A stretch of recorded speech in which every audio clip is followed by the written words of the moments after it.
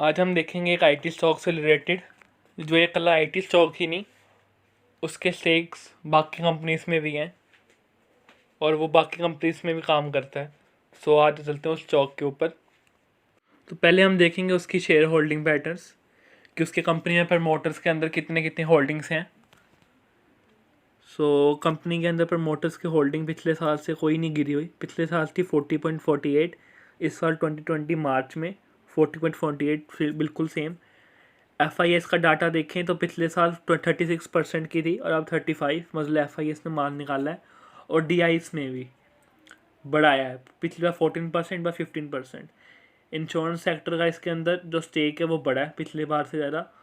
और finance institution investors का भी स्टेक इस बार बढ़ा है पिछले साल से ज़्यादा। सो DIS का भी बढ़ा है, हर किसी का स्टेक बढ़ा है, बस FIS का और प्रमोटर्स ने अपना कोई स्टेक नहीं बढ़ाया, बाकी सबके स्टेक इस कंपनी में बढ़े हैं। सो अब बात करते हैं इस कंपनी की बैलेंस शीट पे। ये है कंपनी की balance sheet, rupees in crore यहाँ पे लिखा हुआ है। आगे चलते हैं, कंपनी के पास रिजर्व्स देखें तो पिछले साल थे, मतलब 3 साल पहले थे 19 लाख के, 19,000 करोड़ के। पिछले साल हुए 22,000 के, इस बार हुए 23,000, क्योंकि कंपनी का रिजर्व्स जो हैं वो कंटिन्यूसली बढ़ते हैं, बढ़ी जा रहा है, तो एक अच्छी बात है। अब चलते हैं कंपनी के डेप्ट के ऊपर। जो कंपनी का कर्जा है कोई करोड़ों में नहीं है, जिस हिसाब से रिजर्व उनके करोड़ों में है, पर जो कर्जा है वो लाखों में, और वो भी कंस्टेंटली गिर रहा है। 3 साल पहले था 0.28, पिछले साल 0.37 और इस साल 0.24% इसका डेट है, जो मतलब कि गिरता आ रहा है। और वो कोई माइनस आई है, कोई इतना कंपनी में डाटा चलता है, इतनी अच्छी कंपनी है। उसके बाद आते हैं हम बैंक बैलेंस के ऊपर। कंपनी का जो बैंक बैलेंस है वो भी कंस्टेंटली बढ़ रहा है। सबसे पहले था 145, फिर 105 और 427 करोड़ का, तो वो भी बढ़ते आ रहे हैं। ऊपर नीचे से कंपनी के करंट एसेट्स वो होते हैं जो कंपनी कभी भी बेच के उसको लिक्विडिटी में कन्वर्ट, मतलब कि कैश में कन्वर्ट कर सकती है। 3 साल पहले थे 150, फिर गिरे 11 हुए, अब 435, एकदम ही बड़ी जंप। और ये हम आ गए कंपनी के करंट एसेट्स पे। टोटल एसेट कितने बनते हैं कंपनी के पास? पहले 82 के थे, पहले 82, फिर 840, फिर 894 के, सॉरी, फिर उसके बाद आया 576,000 करोड़ के, सॉरी 100 करोड़ के। कंपनी की बैलेंस शीट काफ़ी स्ट्रॉन्ग है उसके बिजनेस लोन के हिसाब से। तो अब हम चलते हैं कंपनी के बिजनेस के ऊपर। जैसे हमने अब कंपनी का नाम तो देख ही लिया है, तो वीडियो भी देख लेने पूरी, इन्फो एज। तो अब हम आए NSE के ऑफिशियल वेबसाइट पे, वहाँ पे हम कंपनी का नाम देख लेते हैं, इन्फो एज इंडिया लिमिटेड, जिसका सिंबल है naukri.com। naukri.com इसका सिंबल। कंपनी के अब हम कंपनी का देखते हैं, कंपनी का बिजनेस मतलब इनकम कितनी है कंपनी की।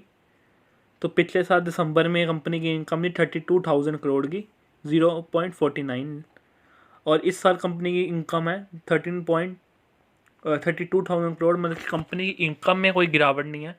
जैसे लॉकडाउन के टाइम में हर कंपनी की गिरावट हुई थी, इनकम में गिरावट हुई थी, पर इस कंपनी को कोई इतना इफेक्ट नहीं पड़ा जिस हिसाब से बाकी कंपनियों को इफेक्ट पड़ा है। पर शेयर पर इसमें इसकी भी गिरावट थी। और हम अगली बार कंपनी की देखते हैं डिविडेंड्स। ये कंपनी डिविडेंड देने वाली है, तो 2019 के 18 हर साल ये डिविडेंड देती है। पर हम देख लेते हैं 2019 के डिविडेंड। 2019 में इस कंपनी ने 3 बार डिविडेंड दिए, 2 रुपये का, 2.5, 2 रुपये, फिर 1.50, मतलब 6 रुपये टोटल का डिविडेंड इस कंपनी ने दिया है। तो ऐसा नहीं इस बार भी कंपनी ने डिविडेंड नहीं दिया, इस बार भी इस कंपनी ने 3 रुपये का सीधा डिविडेंड दिया। सो कंपनी के डिविडेंड में अगर इंक्रीमेंट हो रहा है लगातार, तो हमें उस कंपनी का पे फोकस रखना चाहिए। कंपनी अच्छी है, बैलेंस शीट बढ़ रही है, रिजर्व्स अच्छे हैं, प्रॉफिट एंड लॉस बढ़ रहा है, डिविडेंड बढ़ रहा है, कंपनी के पास बिजनेस अपॉर्चुनिटीज़ बहुत अच्छी हैं। अब हम आगे जाके बात करेंगे कंपनी के अंदर बिजनेस कौन सा, इसके अंदर इसकी होल्डिंग कंपनी कौन सी है। सो उसको एक बार हम शेयर होल्डिंग डाटा दोबारा देख लेते हैं NSE की वेबसाइट पे। सेम एज़ पुराना वाला, 48% की प्रमोटर्स की होल्डिंग, पब्लिक होल्डिंग बड़ी है। उसके बाद एम्प्लॉयज़ के जो ट्रस्ट होते हैं, जो कंपनी वाले एम्प्लॉयज़ को देते हैं शेयर्स अपनी कंपनी के, तो वहाँ से भी कंपनी ने इस बार उनको शेयर कम दिए, मतलब कि पब्लिकली जो शेयर्स हुए हैं वो बढ़े हैं।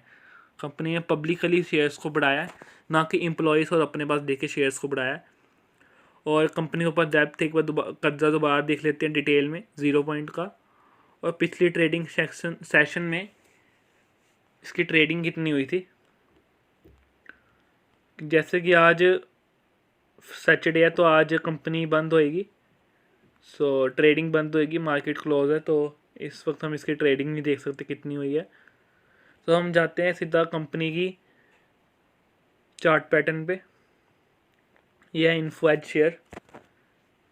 5 महीने में भी कंपनी एकदम अच्छी ग्रीन हरे चार्ट में है, ऊपर जा रही है। 1 महीने में भी हरे में, 6 महीने में भी, 1 साल में भी। और मैक्सिमम चार्ट पैटर्न में जो हम मेन चीज़ें इस कंपनीज़ की और स्टेक्स कंपनीज़ की देखते हैं कि उसका चार्ट पैटर्न हमेशा ऊपर जाने वाला होना चाहिए, नीचे गिरने वाला नहीं होना चाहिए। तो सेम चार्ट पैटर्न इस कंपनी का भी ऐसा ही है। सो ये देखने वाली बात है कि कंपनी एकदम से ऊपर ही जा रही है, कोई नीचे नहीं। मतलब काफ़ी अच्छी इस कंपनी के परफॉर्मेंस दिखाई है। 2011 में स्टॉक कितने का मिल रहा था, सिर्फ 300 रुपये का। 2015 में 700 रुपये का। 2019 में 1600 रुपये का। अब 2020 में 34,000, जैसा आप देख सकते हैं। अब हम ये देखते हैं कि लॉकडाउन के टाइम में, जब लॉकडाउन हुआ था, इस कंपनी को क्या इफ़ेक्ट पड़ा था। तो हम चलते हैं मार्च के टाइम पे। ये आई गिरावट इस कंपनी में। मार्च के टाइम पे कंपनी गिरी हुई है 1700 पे। अपने आधे के टाइम पे ये आधे के पास ही थी ये कंपनी लॉकडाउन के टाइम पे, मौके अच्छे थे। और हम कंपनी का देखते हैं चार्ट पे हाई और लो, मतलब कंपनी अपनी हाई और लो से कितनी दूर है। सो कंपनी का हाई है 3150 रुपीज़ का, मतलब कंपनी अपने हाई पे ही एकदम से टच करके चलती है। जो कंपनी का लो है 1500 का, तो मतलब कि लॉकडाउन में ये कंपनी अपने लो के पास ही टच कर रही थी। सो अपॉर्चुनिटी इस कंपनी का बहुत अच्छी थी, तब उन लोगों के पास बहुत अच्छी थी जब उन लोगों ने ये स्टेक में अपनी होल्डिंग्स की। सो अब हम मेन बात चलते हैं कंपनी के बिजनेस के ऊपर और इसके अंदर होल्डिंग्स और कंपनीज की कितनी है। So let's start. सो ये हम आ गए हम विकीपीडिया की वेबसाइट पे, जहाँ पे हम देखेंगे कंपनी का बिज़नेस क्या है। हमने कंपनी का नाम देख लिया, सब कुछ देख लिया, अब कंपनी के बिज़नेस देखने की बारी है। सो जो कंपनी का बिज़नेस है वो इंटरनेट के थ्रू चलते हैं, मतलब कंपनी का बिज़नेस है ऑनलाइन बिज़नेस है। कोई ऑफलाइन की कंपनी कोई प्रोडक्ट सेल नहीं करती प्रोडक्ट सेल ही है, पर कोई ऑफलाइन नहीं करती। सारा बिज़नेस इसका ऑनलाइन है और बहुत अच्छा बिज़नेस है इस कंपनी का। सो जैसा यहाँ पे लिखा हुआ है, Info Edge India Limited is the Indian internet company who was founded by Sanjeev in 1995. The company run online job portal करती Naukri.com, जिसका नाम कम से कम हर किसी ने सुना ही होगा। Naukri.com, जीवनसाथी.com, 99acres.com। और ये कंपनी के अपने बिजनेसेस हैं। Naukri.com जहाँ पे ये कंपनीज अलग अलग कंपनीज और लोगों को जॉब्स दिलवाती है। जीवनसाथी.com पे मैरिज वगैरह की कंपनी है ये। और 99 एकर्स प्रॉपर्टी सेलिंग कंपनी है। और उसके बाद इस कंपनी की वहाँ पे ही नहीं, सबसे बड़ा बिजनेस जो अच्छा आज के टाइम पे कर रहा है जोमेटो में इस कंपनी का 25.13% स्टेक है। इस कंपनी में 25% का स्टेक जोमेटो का है। और उसके बाद अगली एक सबसे बड़ी इंश्योरेंस सेक्टर की कंपनी जो हर कंपनी को अपना इंश्योरेंस बेचती है, इसका नाम है policybazaar.com। उसमें भी इसका 19% स्टेक है। और ये डाटा अपडेट कब हुआ था, नवंबर 2019 में। और जोमेटो का डाटा अपडेट हुआ जनवरी में, करीब 7 महीने पहले ही। सो इस कंपनी का बिजनेसेस देख लो, Naukri.com, जीवनसाथी.com, 99 एकर्स, ये टॉप की कंपनी से अपने अपने सेक्टर अपनी जो काम। और 99 और जो Naukri.com है उससे इस कंपनी को कम से कम 80% का रिवेन्यू वही कमा के देती है। और ये कंपनीज कोई ऐसी वैसी नहीं है, जो इनके जो प्रोडक्ट्स हैं बहुत अच्छे कंपनी के प्रोडक्ट्स हैं। और जो 99acres.com है ये सबसे टॉप नंबर की वेबसाइट है प्रॉपर्टी सेलिंग में। और Naukri.com, जीवनसाथी.com भी। उसके बाद जोमेटो का तो सबको पता ही है कि आज के टाइम पे सबसे ज़्यादा डिलीवरीज ऑनलाइन उसी के थ्रू हो रही हैं, और इन फ्यूचर उसके पास बहुत अच्छा पोटेंशियल है ग्रो करने का। सो उसके बाद आती है पॉलिसी बाज़ार, सबसे फर्स्ट नंबर की कंपनी है इस जो पॉलिसी सेल करती है ऑनलाइन। मतलब इसके अंदर 1 2 3 4 5 कंपनियां इनके पास हैं, तो पांचों वेबसाइट्स इनके पास है, पांचों अपने अपनी जो चीज़ में काम करती है उसमें टॉप नंबर पे हैं। सो उसके बाद हम चलते हैं, और क्या इसके बाद क्या क्या बिजनेस है, नौकरी, जीवन साथी और 99 एकर्स, इनकी बात कर ली। और इनके पास अब शिक्षा.com भी है जो ऑनलाइन बच्चों को पढ़ना भी सिखाता है, वो कंपनी भी इनके पास है। और जैसे यहाँ पे लिखा हुआ है 70% of the company revenue comes from the job Naukri dot com, मतलब जो कंपनी का सबसे ज़्यादा कंपनी का जो प्रॉफिट आता है, रिवेन्यू आता है, वो नौकरी.com से आता है। सो अब आप देख सकते हैं कंपनी के पास इतने अच्छे अच्छे बिजनेसेस हैं जो अपने अपने काम कर रहे हैं, उनमें टॉप नंबर पे है। और कंपनी का इस साल का मतलब कि जनवरी टू मार्च का Q4 का रिज़ल्ट भी आ चुका है, जिसमें कंपनी ने अपसाइड दिखाई है। कंपनी का प्रॉफिट गिरा नहीं है, बढ़ा है। पिछले साल इनका जो प्रॉफिट था, मतलब जो था प्रॉफिट, वो 303 करोड़, मतलब कि 303 करोड़ का था। और इस साल कंपनी की जो इंक्रीमेंट हुई है वो 7.8%, मतलब कि 3.27 करोड़ की हुई है। तो अब हम चलते हैं नीचे। सो जैसे सभी को पता ही है इकोनॉमिक क्राइसिस चल रहा है और लोगों की जॉब्स छूट रही हैं, तो उसमें इस कंपनी का प्रॉफिट आगे से बढ़ने वाला है, क्योंकि अब लोगों की जॉब्स छूट रही हैं। सो लोगों को जॉब चाहिए होंगी जब लॉकडाउन और इस कोरोना वायरस वगैरह ख़त्म हो जाएगा, तो सबसे अच्छा उनके पास ऑप्शन आएगा नौकरी.com का ही। तो इनके पास बहुत अच्छे पोटेंशियल है फ्यूचर ग्रोथ के लिए भी, तो हम कंपनी का ऐसे नज़रअंदाज नहीं कर सकते। और हम नीचे और कंपनी के बारे में पढ़ेंगे, कोई अच्छी इन्फॉर्मेशन मिले तो।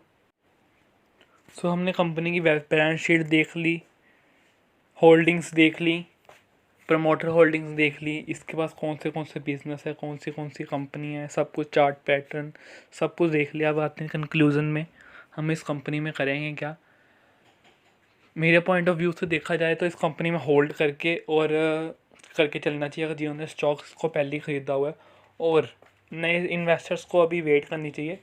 वैसे अगर देखा जाए, अगर आपके पास कैपिटल है, अगर आपने और लॉन्ग टर्म के लिए इन्वेस्ट करना है इस कंपनी में, तो इस कंपनी को आप बाय करके चल सकते हो, क्योंकि लॉन्ग टर्म में इसके पास बहुत पोटेंशियल है।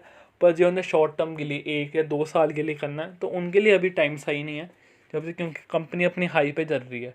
सो जब ये कंपनी टूटेगी, अपने हाई से नीचे गिरेगी, तो हमें इसको मौका मिलेगा इसको ख़रीदने के लिए। सो तब हम इसमें और शेयर्स ख़रीदेंगे। और जिन्होंने लॉन्ग टर्म के लिए ख़रीदना है, वैसे हमने जैसे बात की, लॉन्ग टर्म वालों को कोई प्रॉब्लम नहीं है, वो जब मर्जी ख़रीद सकते हैं, क्योंकि उन्हें मोर देन 10 ईयर्स के लिए होल्ड करना ही पड़ेगा अगर हमने अच्छे रिटर्न्स कमाने हैं, क्योंकि कंपनी बहुत ज़बरदस्त है। इसके जोमेटो सबसे अच्छा बिज़नेस करने वाला आज के टाइम पे, होम डिलीवरी करने वाला फूड सेक्टर में वो कंपनी है। तो इस कंपनी का बिज़नेस तो बहुत अच्छा है, और जैसे जैसे कंपनी बढ़ेगी वो और कंपनीज को भी एक्वायर करेगी, होल्डिंग्स करेगी अपनी, बढ़ाएगी बाकी कंपनीज में। तो मेरे हिसाब से कंपनी का पोटेंशियल बहुत है, हम इसको बिना देखे बिना कुछ और सोचे इसको हम ख़रीद सकते हैं, और मैं तो यही करूँगा। क्योंकि अगर इस टाइम ये शेयर ऊपर ज़्यादा चल गया, सो कंपनी का शेयर नीचे गिरने में बहुत चांसेस हैं, क्योंकि होल टाइम पे हाई पे चल रहा है कंपनी। सो कोई भी न्यूज़ आती है, अगर मार्केट गिरती है तो ये कंपनी भी गिरेगी। सो तो हम इसमें और अपने शेयर्स बढ़ाएंगे, होल्डिंग बढ़ाएंगे अपनी, ताकि अच्छी खासी क्वांटिटी हमारे पास आती है शेयर को रिलेटेड। सो ये थी मेरी राय। अब हमने जो करना होगा अपने फाइनेंशियल एडवाइज़र से एडवाइस लेने के बाद ही करें। So thank you and good bye.